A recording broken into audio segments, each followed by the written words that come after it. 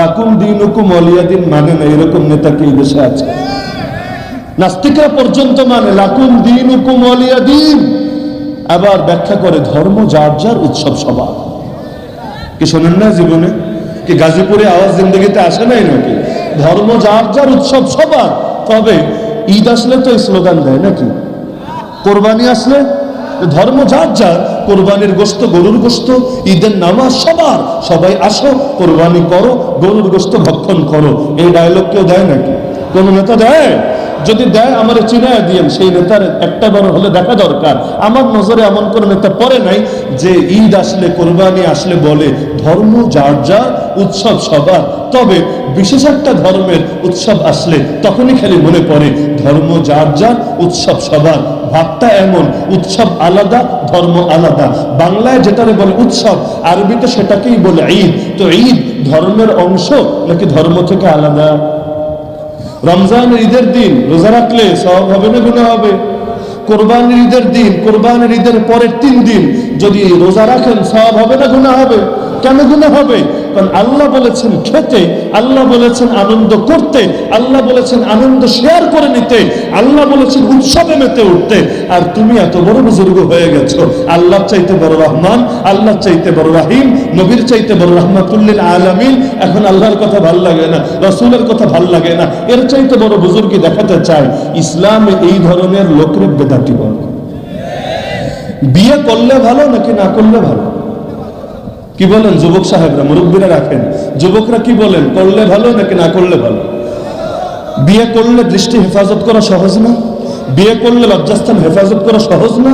হ্যাঁ, বিয়ে এমন কোনো তাবিজ না যে বিয়ে করলে অটোই চোখ নিচে থাকবে, বিয়ে করলে অটোই লজ্জাস্থান হেফাজতে থাকবে। এটা সহায়ক মাধ্যম। উজু করলে অটো নামাজ হয়ে যায় না, নামাজ আলাদা করে পড়তে হয়। এখন কেউ উজু কইরা এসে সুন্দর মতো নাক ডাইকা ঘুম দিল, উজু তো হলো, নামাজ কিন্তু আর হবে না। বিয়ে হলো সহায়ক, বিয়ে করলে উজুর মতো সহজ হবে। আপনি এখন চাইলে কাজটা সারতে পারেন, কিন্তু দিলটা যদি ফ্রেশ না থাকে, এক বিয়ে কেন 50টা বিয়ে করলেও দেখবেন লুচ্চামিও যায় না। তো বিয়ে হলো সহায়ক।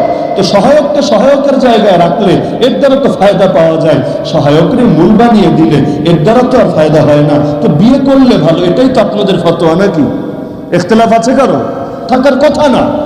আল্লাহর রাসূল সাল্লাল্লাহু আলাইহি সাল্লাম তার ইবাদত বন্দেগী দেখে এক সাহাবী একবার বলেছেন, আমি জীবনে বিয়ে শাদী করব না, চিরকুমার হয়ে বাঁচবো, বেশি বেশি ইবাদত করব, বন্দেগী করব। রাসূল তো নিষ্পাপ, তার তো গুনাহই নাই। আবার অগ্রিম আল্লাহ সব ক্ষমা করে রেখেছেন, গুনাহ হবে না তাও ক্ষমা। আমি পাপী তাপী বান্দা, বিয়ে শাদী করলে বউ পালবো না ধর্ম মানবো। এত ব্যস্ততা, বউর খুশি রাখতে গেলে অনেক সময় আল্লাহরে খুশি রাখা যায় না। এত ঝামেলার দরকার নেই, আমি এখন থেকে চিরকুমার হয়ে বাঁচবো। আল্লাহ নবীর কানে তার এই কারগুজারি আসার পর নবী বলেছিলেন, শোনো, বিয়ে হলো আমি নবীর সুন্নত, আমার সুন্নত থেকে যে মুখ ফিরায় নেব আমার উম্মতি না। আল্লাহ রাসূলকে যুদ্ধের ময়দানে কোন সাহাবী এসে অনুমতি চেয়েছেন, রাসূল আমরা অন্ডকোষ কেটে ফেলি, ওই খাসি যেমন করেন আপনারা, খাসি করলে কি হয়, আর অন্ডকোষ ফেলে দিয়েছেন বেচারার, এবার আর কিছুই করার নাই। এখন যদি এমন হয় মেশিন গান তো আছে, ভেতরে বুলেট নাই, পুরো চেম্বারটা ফাঁকা হয়ে আছে, এখন পুলিশ এটা নিয়ে যতই গুলি করতে থাকুক লাভ তো আর কিছু হবে না, আর গুলি করার আগ্রহ তার মধ্যে জাগবে না, এটাই স্বাভাবিক ব্যাপার। তো এসে বলল, রাসূল আমাদেরকে একটু পরামর্শ দেন, একটু অনুমতি দেন, আমরা ডাক্তার ডেকে এটা কাটায় ফেলি। সব ঝামেলার মূল হইল এইটা, এই জিহাদের ময়দানে অন্তরে খালি ওয়াসওয়াসা পয়দা করে, খালি মহিলা মানুষের কথা অন্তরে জাগ্রত করে। মাথা থাকলে ব্যথা থাকবে, মাথা না থাকলে ব্যথাও থাকবে না। আল্লাহ রাসূল চরম ভাবে নিষেধ করলেন, আমার উম্মতে এটা স্পষ্ট হারাম। ইসলামে সন্ন্যাসবাদ নাই, ইসলামে বৈরাগ্যবাদ নাই। তো যেমনি নিজের মনে চায় এমনি ইবাদত করলেই যে আল্লাহ খুশি, বিষয়টা এমন না। ওই যে বাংলাদেশে 3 নম্বর 4 নম্বর ঈদ বাইর করে ফেলেছে না, কি জানেন না আপনারা? 2 ঈদ তো সবারই আছে, সব দেশেই আছে, সব যুগেই ছিল। 3 নম্বর ঈদ গাজীপুরে নাই মনে হয়। 4 নম্বর ঈদও আছে কোন কোন এলাকায়, 27শে রজব, ঈদে মেরাজুন নবী। আগামীতে আরো কত কিছু আসবে আল্লাহ ভালো জানে। ধরেন বদর দিবসে বানাতে পারে একটা ঈদ, মক্কা বিজয়ের দিনকে বানাতে পারে একটা ঈদ, কারণ সবগুলোই তো আনন্দ। ঈদ মানেই তো হাসি খুশি আনন্দ উৎসব। তো বদর আসলে আপনারা আনন্দিত হন না? মক্কা বিজয়ের দিন আপনারা আনন্দিত না? আপনারা তো আল্লাহ রাসূলের প্রতিটা সফলতায় আনন্দিত। যেই দিন হেরা গুহায় ওহী এসেছে ওই দিন আনন্দিত না? তো এভাবে আনন্দের উপলক্ষ খুঁজলে উপলক্ষের তো অভাব থাকবে না। তো এখন 3টা-4টা ঈদ দেখতে তো ভালোই লাগে ভাই, কার খারাপ লাগে? ধরেন আমি হুজুর মানুষ, আমার জন্য বেশি ভালো। কেমনে? আমি যদি 2টা-4টা বাড়াই, আপনাদের কি ধারণা আমার পকেট হালকা হবে না ভারী হবে? কি কারো দ্বিমত আছে এখানে? যত ঈদ বাড়াবো, মানুষকে যত বেশি আমার সঙ্গে সম্পর্কিত করব, আমার পকেট তত ভারী হবে। আবার দেখেন না আজকাল দোয়ারও কত ভার্সন বের হয়েছে। 100 টাকার দোয়া আর 1000 টাকার দোয়া কিন্তু এক না। টাকা যত বেশি দোয়ার পাওয়ারই তত আলাদা। যদি 10,000 টাকা দামের দোয়া হয়, 50,000 টাকা দামের দোয়া হয়, সুবহানাল্লাহ, এইটা নিয়ে তো আর কিছু বলারই অপেক্ষা রাখে না।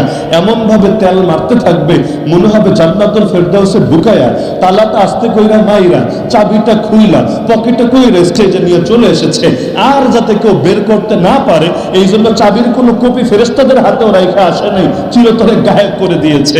এইরকম একটা হালতে পরিণত হয়েছে। তো ঈদ বাড়ালে আমি উসামার লাভ না লস?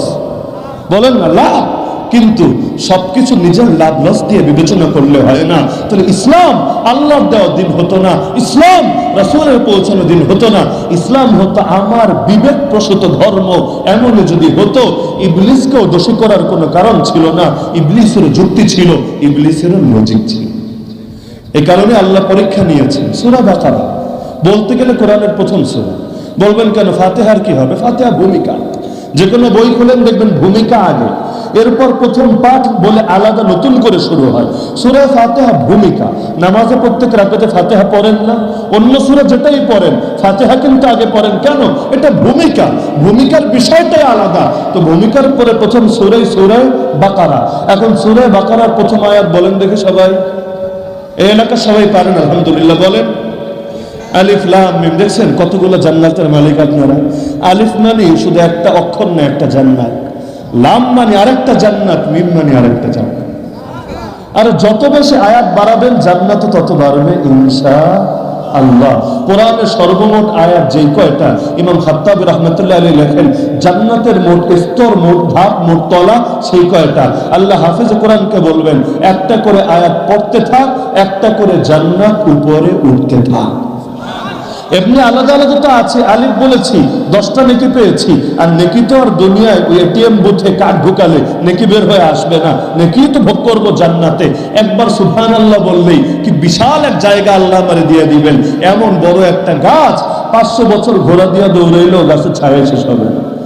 তো সুবহানাল্লাহ চাইতেও তো বেশি সওয়াব কোরআনের আয়াত তেলাওয়াতে। আর এই কোরআন তো সেই কোরআন, কোরআন পড়তে গিয়ে ফেরাউনের নাম তেলাওয়াত করলে 50টা নেকি হয়, জানেন না? ফা 10 নেকি, রা 10 নেকি, আইন 10 নেকি, ওয়াও 10 নেকি, নুন 10 নেকি। ফেরাউনের নাম সম্ভবত পুরো কোরআনে আছে 74 বার। তো এক ফেরাউনের নাম পড়লেই কত নেকি আপনারা হাসিল কইরা ফেলেন, একটাবার চিন্তা করেন। তো এখন এত সব কোরআনের, তো একটা করে আয়াত বাড়ানো মানে খালি একটা আয়াত না রে ভাই, একটা জান্নাত। আল্লাহ যখন আপনারা বলবে আমার অমুক বান্দা সলিমউদ্দিন কলিমউদ্দিন তুই কোরআন পড়তে থাক, তুই পড়তে থাকবি, লিফট চলতে থাকবে, যেখানে গিয়ে থামবি দরজা খুলে যাবে, সেটাই হবে তোর জান্নাত। আপনিও পড়তে শুরু করবেন ইনশাআল্লাহ, আমিও পড়তে শুরু করব, পড়তে থাকবো পড়তে থাকবো পড়তে থাকবো। আরে সেই সময় তো বড় আফসোস হবে, দুনিয়ার সুযোগ ছিল আর কেন 10টা আয়াত বাড়ালাম না, দুনিয়ার সুযোগ ছিল আর কেন 20টা আয়াত বাড়ালাম না। এক আয়াত পড়তে কি লাগে রে ভাই? এই যে আলিফ লাম মিম মুখস্থ করতে কয়টা মিনিট লাগবে আমারে বলেন না? সব আয়াত যে এত বড় বড় এমন না, বেশিরভাগ আয়াত ছোট, আপনি এক বছরই মুখস্থ করতে পারবেন। অতুর মুখস্থ করতে কি লাগবে আপনার? অতিন ওয়া জাইতুন মুখস্থ করতে কি লাগবে আপনার? চাইলে এক বছরই পড়তে পারেন। অন্তত একদিনে পড়েন এক আয়াত, 3 দিনে পড়েন এক আয়াত, অন্তত এক সপ্তাহে পড়েন এক আয়াত, না পারলে 1 মাসে পড়েন এক আয়াত। তাও যদি না পারেন, আর গোটা জীবন বসেও যদি একটা আয়াত মুখস্থ বাড়াতে পারেন, আগে যা পারেন তো পারেনি, নতুন করে আর একটা আয়াত শেখেন, ভাই রে এটা একটা আয়াত হবে না, আপনার জন্য একটা জান্নাত হয়ে যাবে। তেজ আলিফ লাম মিম বলতে গেলে কোরআনের প্রথম আয়াত, ভূমিকার পরে আল্লাহ এখানেই তো বান্দারে পরীক্ষা নিয়ে নিচ্ছে। বান্দা খালি কি বুঝা বুঝা মানবি নাকি বুঝলেও মানবি না বুঝলেও মানবি?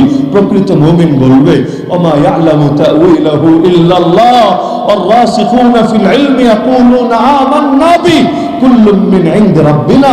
সূরা আলে ইমরানের শুরুতে আল্লাহ জানিয়েছেন মুমিন এই জাতীয় আয়াত দেখলে বলে আরে এগুলোর আসল অর্থ তো আল্লাহই ভালো জানে, কিন্তু তাতে কি আমি ঈমান এনেছি, সব আমার আল্লাহর পক্ষ থেকে এসেছে, আল্লাহ যা বলেন সব মানি, বুঝলেও মানি না বুঝলেও মানি। এটাই হলো প্রকৃত মুমিনের পরিচয়।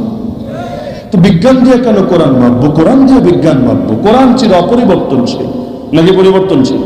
বাংলাদেশের সংবিধান স্বাধীনতার 53 বছরে কয়বার চেঞ্জ হয়েছে? 16 বারের অধিক। অথচ কোরআন 1500 বছরে কয়বার চেঞ্জ হয়েছে? 10 বার, 5 বার, একবারও না। এমনকি যারা চেঞ্জ করতে চেয়েছে উম্মত তাদেরকে কাফের বলে ফতোয়া দিয়েছে। খালি শব্দ চেঞ্জ না, কেউ যদি ব্যাখ্যার অর্থকেও চেঞ্জ করতে চেয়েছে উম্মত তাদেরকে আর মুসলমান বলে নাই।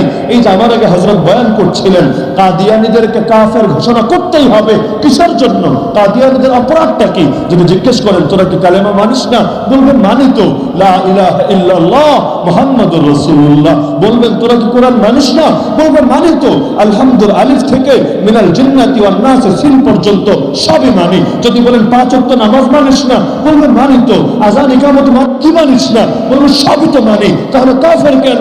বলবে মোল্লাদের আবিষ্কার, মোল্লারা হুদাই আমাদের নামে অপবাদ চালায়, কিন্তু বাস্তবতা হলো সবই মানে, উপরেরটা মানে, ভিতরেরটারে খালি পরিবর্তন করে ফেলে। সব বাতিল দল এই কোরআন বেচে চলে।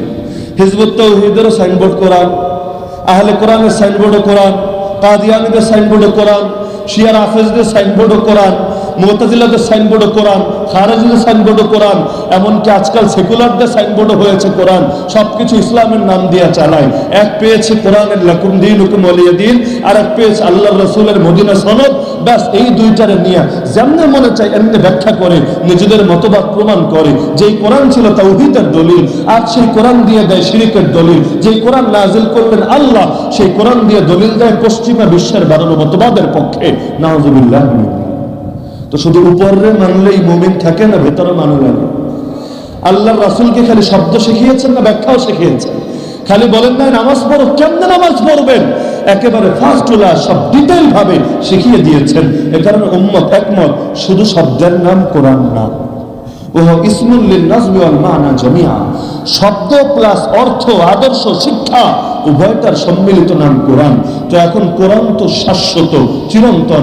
আমি বিজ্ঞানে বলবো তুই আয়, কোরআনের সঙ্গে নিজের মিলা, যতটুকু মিলবে আমি বুকে জড়িয়ে নেব, আপত্তির কিছু নাই। ইসলাম আধুনিক হতে না করে না, ইসলাম উন্নত হতে না করে না, ইসলাম এগিয়ে যেতে না করে না। তবে ইসলাম আগানোর নামে আল্লাহর সঙ্গে বেয়াদবি করাকে, রাসূলের আদর্শ জলাঞ্জলি দেওয়াকেও এলাও করে না। আল্লাহর রাসূলের আদর্শ কোরআনের আয়াতকে মূল ধরে আমরা এবার দুনিয়ার যা মনে চাই তা যদি গ্রহণ করি, এগুলোর আলোকে মেপে মেপে, নিষেধাজ্ঞার কিছু তো নাই। কিন্তু রাসূল বলেছেন শোনো, আমি চলে গেলাম, দুটো জিনিস রেখে গেলাম, যতদিন ধরে রাখবা পথ হারাবা না। কথা উল্টাম, তার মানে যেদিন ছেড়ে দিবা পথে আর থাকতেও পারবা না। কোন দুই জিনিস? একটার নাম আল্লাহর কিতাব, দ্বিতীয়টার নাম রাসূলের সুন্নাহ। তো বিজ্ঞানকে মিলাবেন কোরআনের সাথে না কোরআনকে মিলাবেন বিজ্ঞানের সাথে? বলেন না। হাদিসকে মিলাবেন বিজ্ঞানের সাথে না বিজ্ঞানকে মিলাবেন হাদিসের সাথে? যদি কোথাও টক্কর লাগে, বিজ্ঞান বলে একটা, কোরআন হাদিস বলে আরেকটা, বিজ্ঞান নেবেন না কোরআন হাদিস নেবেন? কোরআন হাদিস বলে আপনাদের আদিপিতা আদম আলাইহিস সালাম, আর তথাকথিত বিজ্ঞান যদি দাবি করে আপনাদের আদিপিতা মহামান্য লেঞ্জাওয়ালা বান্দর, আপনারা কি বান্দরে মানবেন না আদম নবীরে মানবেন? বলেন না, কারে মানবেন? বিজ্ঞান যদি বলে মরার পরে আর জীবন নেই, শেষ, আপনি পোকামাকড়ের খাবার হবেন, মাটির সাথে মিশে যাবেন, শেষ, লাইফ আফটার লাইফ বলতে কিছু নাই। আপনি কি বিজ্ঞানের সঙ্গে একমত হবেন নাকি রব্বুল আলামিন যাবারও আপনাকে দাঁড় করাবেন মালিক ইয়াউমিদ্দিন, কিয়ামতের দিন তিনি বিচার কায়েম করবেন, এটার উপর বিশ্বাস করবেন? তো ঈমান তো এখানে। তো একদিকে তো বিজ্ঞানের সাথেই তুলনা চলে না কোরআনের, আর আরেকদিকে অবৈজ্ঞান, নাম দেয় বিজ্ঞান, কামে হইল অবৈজ্ঞান, এগুলো দিয়েই তো ভরা। দেখেন না, পহেলা বৈশাখ আসলে হুতুম পেঁচা নিয়ে মঙ্গল শোভাযাত্রা কর, কেউ মারা গেলে মোমবাতি জ্বালায় 1 মিনিট শটান হয়ে দাঁড়িয়ে থাকে, আবার শোক জানানোর জন্য সকলে মিলে 1 মিনিট চুপচাপ কেউ কোনো কথা বলবে না, চুপ করে 1 মিনিট দাঁড়ায় থাকে। আবার বিশেষ বিশেষ বার্ষিকী আসলে কবরের উপরে গিয়ে বা খাম্বার কাছে গিয়ে ফুল দিয়ে ফুলের পাহাড় বানিয়ে ফেলে। আবার ফুল দিতে গেলে জুতা পায়ে দিয়ে যাওয়া যাবে না, বেয়াদবি হবে, কবরে আগুন বেড়ে যাবে, খালি পায়ে যেতে হবে। রোদ লাগলে লাগুক, পায়ে তাপ লাগলে লাগুক, না হলে কবর কষ্ট পাবে। এভাবেই আত্মার মাগফিরাত কামনা করবে। এই যে ট্রেন চালু হয়েছে, এগুলো কি বিজ্ঞান? বিজ্ঞান বাদ দেন, এগুলো কি ইসলাম? ইসলামও না, বিজ্ঞান না, তো কি এগুলা?